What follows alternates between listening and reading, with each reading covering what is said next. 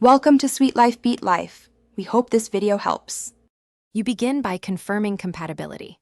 Check that your BMW supports Apple CarPlay or Android Auto, and that Waze is installed and updated on your phone. Once done, connect your phone with an OEM USB cable or use the car's wireless pairing if the model supports it.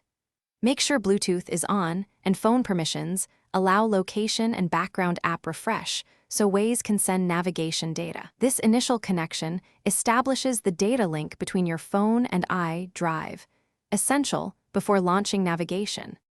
Once connected, open Apple CarPlay or Android Auto from the iDrive menu and select Waze among the available apps.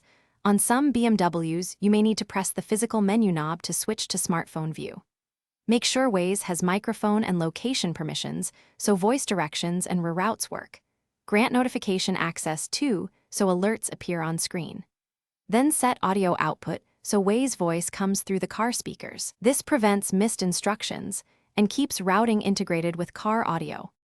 To finish, run a brief test route to verify rerouting, lane guidance, and ETA accuracy, and confirm the display remains responsive while driving.